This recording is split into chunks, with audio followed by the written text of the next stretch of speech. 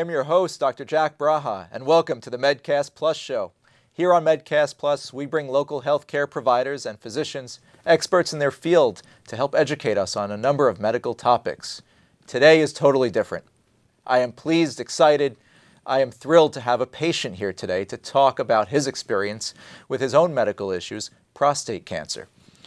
Taking care of patients is what I chose to do with my whole life, so having a patient on the show, Mr. Phillip Homer, this is an honor. I am excited. As the viewers can see, I am probably more excited than I've ever been on this show because you are why I went into my field, patients. I enjoy taking care of people, and you are a patient of a colleague of ours, and that makes it even more special. Welcome to the show, Mr. Phillip, a native of St. Vincent and the Grenadines. St. Vincent and the Grenadines. Hurricane season now. We're worried about our friends out there, but God will take care of us. God will take care of everybody. That's true. That's true. And we're really happy to have you here because prostate cancer is so common. It happens to men. If we live long enough, the saying is we're going to get it. And we had Dr. Weiner on the show not too long ago, an expert in the treatment of prostate cancer. And so I know you're a patient of his, and we came to meet. Very good doctor. And he's an excellent doctor. And I want you to tell us a little bit about yourself. How old are you now? Okay, I'm 64 years of age, 64 years young. 64, that's what I say. 29 for quite some time, right? Okay. You looking good? You feel good? Feeling very good. How you doing after surgery? Great. Great. You back to your usual? Back to my usual self. Amazing. You look fabulous. You're an inspiration to me. Thank you. So back in May, I hear Dr. Weiner, or April, you guys met? Yeah, in the 19th of April, I had a biopsy done. A biopsy of your... For my prostate. And let's pause there for a second, because I think we're getting ahead of the game. Mm-hmm. So in April, you saw a doctor who recommended. Right. What symptoms were you having? Frequent visit to the bathroom at nights. To pee a lot. Right. Number one. And in the middle of the pee, it stops. While I'm You go into the peeing, bathroom? it stops, yes. It starts and stops. And stop for a minute or so. Yeah. Then I have to wait until it come again. And it'd wake you up throughout the night? Throughout the night, yes, have frequent. And this started suddenly, or was it creeping up on you? This have started about 6 months or so before. And so you knew something was wrong? I knew something was wrong. So what was the first step you took in investigating all this? Listen to public information. You know, someone who had these symptoms. And I says, okay, I think something is going on with me. And I need to get my prostate checked. So I went to my personal primary care doctor. I think it was the 7th of January. And I got the biopsy done on the 19th of April. And when they did the prostate biopsy, that was Dr. Weiner at where's he, at Kings County, correct? Yes, at Kings County. Okay. Dr. Weiner was the surgeon. Yeah. Mm-hmm. And so he did a biopsy. How long after do you get a phone call that, hey, we're suspicious of something? Oh, well, he had given me an appointment to return to the hospital on the 8th of May. So when I went back on the 8th of May, then the doctor said the biopsy came back positive. It was cancer. Mm-hmm. How'd you feel when the doctor told you that? I didn't feel any way because I had already made up my mind from before, whatever it is, I'm going to take care of it. I didn't want to delay nothing. So when he told me that, I says to him, Doc, what are my options? And he says to me, well, here is how it works. It goes from 1 to 5. He says, you're not a 4, you're not a 5. You're not a 3, but you're a 2. he says, and you're the perfect candidate for any the options that we have, which was 2 options. So he explained to me in details the options and the side effects. So I then asked him, Doc, which option would you recommend? And he honestly gave me his option, and I said to him, I'm going to take it. So he said, well, you can do a little research, and then you can come back, because it's not like anything is going to happen right away. So I says to him, no, I'm going to take your option. So right then and there, you made a decision. Make a decision, and he actually made the appointment. He says, I can have this done in 2 weeks. And what are we talking about here? What did he offer you? Well, what did you decide on? Surgery. So he explained that radiation had no side effect up front, but later on, you're going to have the side effects, which is incontinent. And he says the surgery has a side effect up front, but it will work itself out. So that was the option that I took. You're pretty confident right out of the cage there. You're just because running. First, my trust was in God, and second, my trust was in the doctor. So you decide on surgery. Right away. And I'm sure you know the day of that surgery. What day was that? The 6th of June. June 6th. June 6th. So you arrive at the hospital in the morning? Arrived there about 6 o'clock. And I think about 8:30 or 9, I had the surgery done. So you're laying there on the stretcher. You've got your little hat on. You got your gown on. The IV's in. What are you thinking before surgery? Nothing. You were clear. I didn't lose one night's sleep over that. As a matter of fact, I didn't tell anyone. So now the operation happens. Dr. Weiner removes the prostate. Right. Did he do it with little cuts robotically? Yes, he did the robotic surgery where they make some small incisions, like about 5, into my stomach. And they were really tiny They were cuts? tiny. So you're ready for beach season. Get the bikini on. Everything. Looking unscathed, huh? Yeah, it's like less pain. I didn't have that amount of pain. So And after the surgery, how long did they keep you there? One night. One night? Mm-hmm. Then you went on back home. The next day. How were you feeling the next day? Good. What did he tell you after surgery? Well, I went back the following week to get the tube out. Right, the catheter. Right, and then I went back the week after for the follow-up. So he says to me, wow, you're looking like a champion. He says, what happened? You flew out the operating room, you flew out the hospital. What next? I says, well, I don't know. You are the doctor, I'm the patient, so let me know. He says, okay, you're here to get the results. And he says, look, everything came back negative. You're about 90% cure. So you're happy to hear the good news. That was the good news. Yeah. And the follow-up was on the 2nd of August. And he says to me, I'm here like the principal bringing to you your school report. And he says, you have gotten an A+. You got good grades, huh? Good grades. Where he said that, okay, you're now 100% cancer-free. That's pretty good news in the middle of the summer. Very good news. And here we are. We're just at the end of August, so you're 2 months out. 2 months out. 2.5 months, and look at Philip here. Went through a pretty significant surgery down in the pelvis to remove the prostate for prostate cancer, and you're cancer-free now.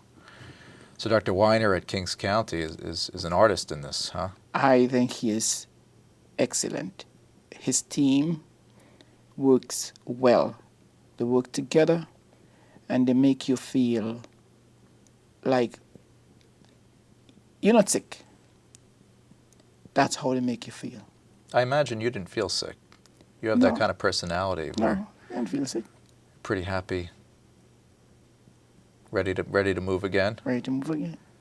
So how'd you celebrate cancer freedom? Well, first I always give thanks to God.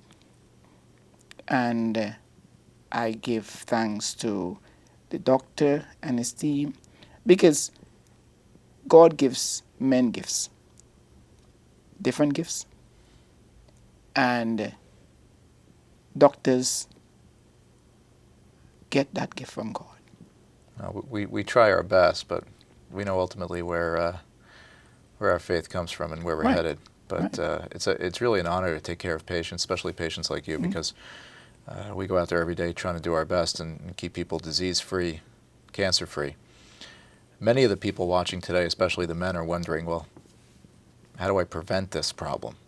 And unfortunately, for prostate cancer, there may be no symptoms initially. Now, you had some changes in your urine, but getting tested with a rectal exam, Was the best thing. prostate test Yes. in the blood. So they did that test where they feel the prostate through the rectum. They do a rectal examination.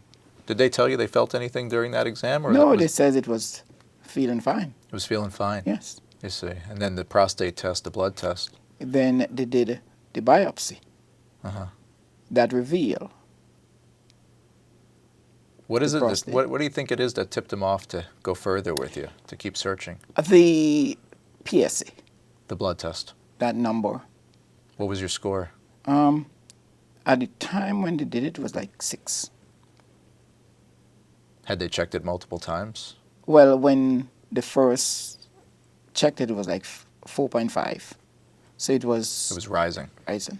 That's a scary thing when we see the rise in the Yeah. PSA. So even when he was giving me the results, he says, look, your prostate was small, but it was aggressive. It was going to go somewhere. Yes. It was going to act out. Yes. Yeah, we hear that there are some options, especially as men grow older, that if it is a slow type, that they can watch and wait, because prostate cancer can be less aggressive at certain points or in other types. But here it was, they were worried about this one. Right, and even though it might be a slow moving something, it also causes complications. Yeah. So let us say that it's, well, one, it's interfere with the urinary tract that caused the problem that I was having. Whether it's cancer or it's enlarged, you will get complications. And so here we are, it's late August 2019. Prostate's out. Urination is better? Very well. Good. Very well. And that's what brought you to him in the first place. Yes. So now after you have the prostate surgery, what did he tell you about following up? When do you have to go back and get Well, checked my next again? visit is not until, I think, the 2nd of February. And they're going like to check 6 months. check the PSA again? PSA. What about the rest of your health? You still seeing your primary doctor? I'm seeing my primary doctor, but not for anything. You feeling well? I'm feeling good. Cancer prevention is important. What is a message that you send to the men watching today about their Well, prostate health?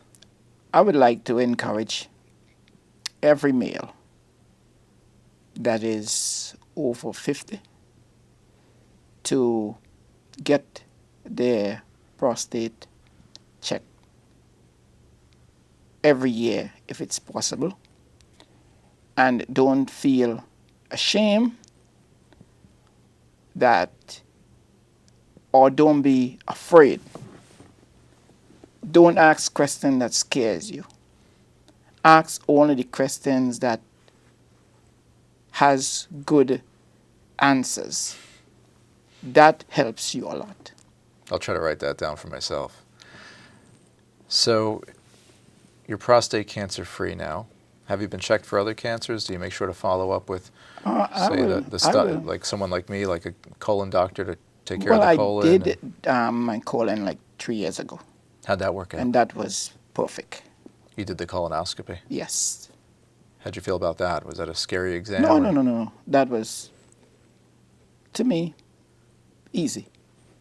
I think they're easy. I do a whole bunch of them every day, but it's another area of medicine where people sort of push off sometimes also. I think it's all in their mind. And they tend to fake someone else's experience to fit it in their life even before they have an experience. And that's a danger.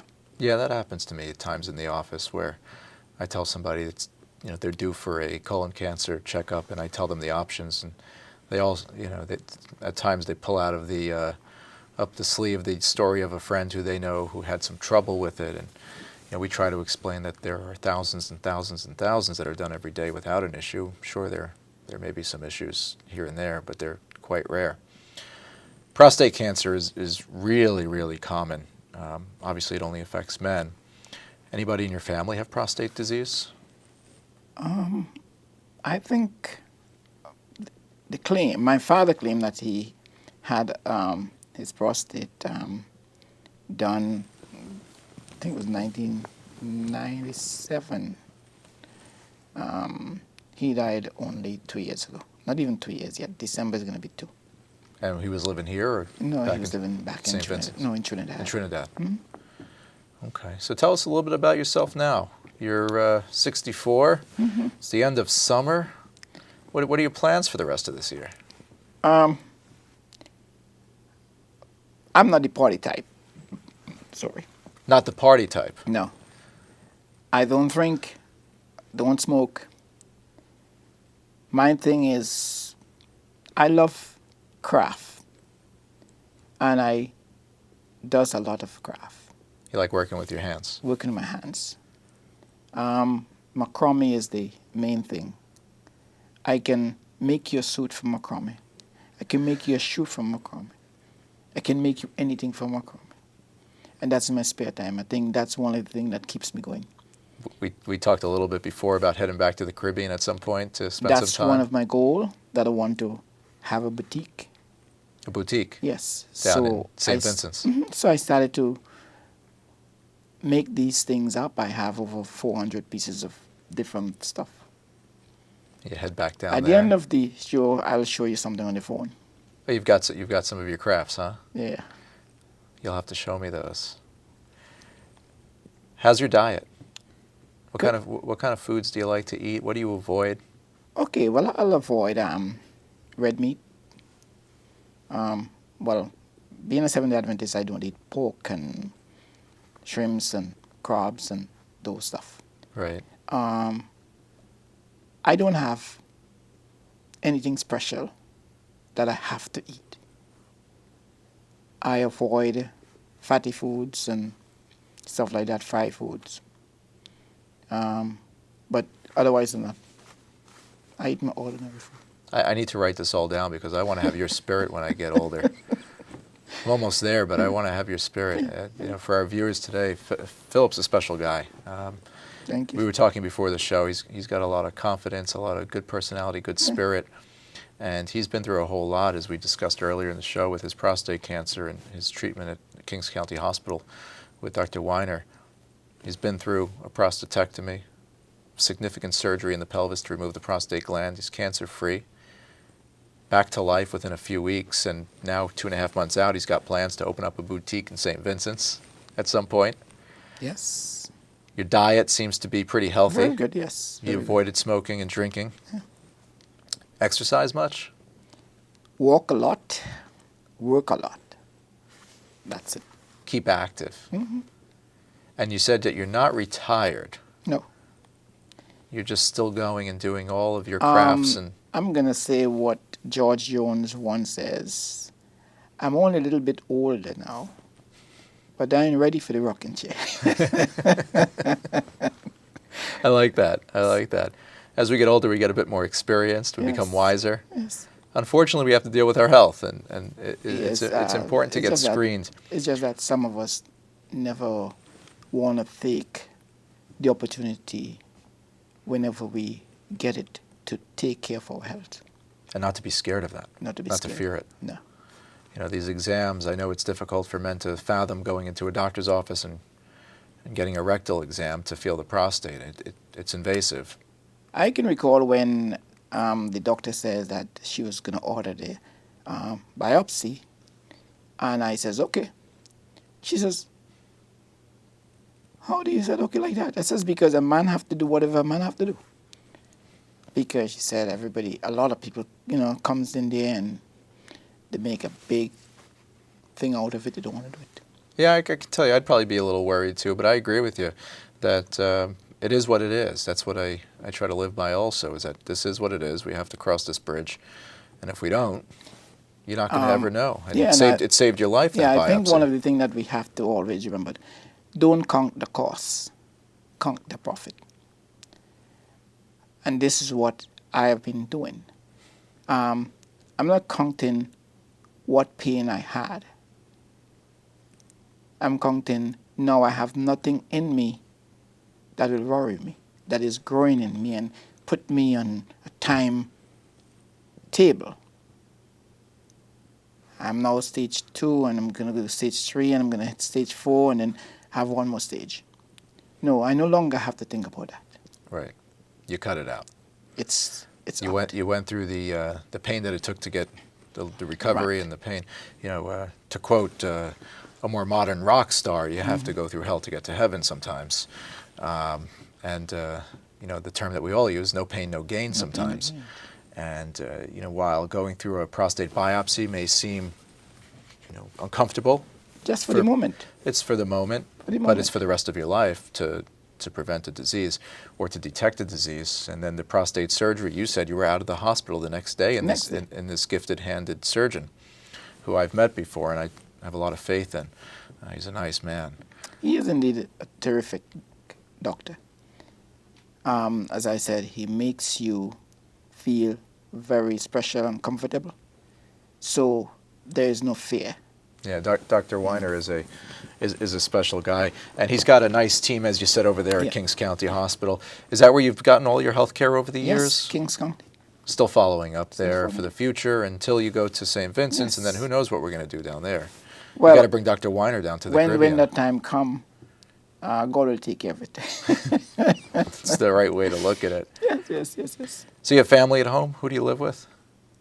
Here. I have a wife here. I have 3 kids back in Trinidad. I used to live in Trinidad, so I do not have that raw Vincentian accent. It's sort of mixed. I couldn't tell. I'm from New Jersey, so. Right. Now I know how to speak Brooklyn, though. Well, that's good. Family was supportive. How were they throughout the whole process? They handled it well? Very good.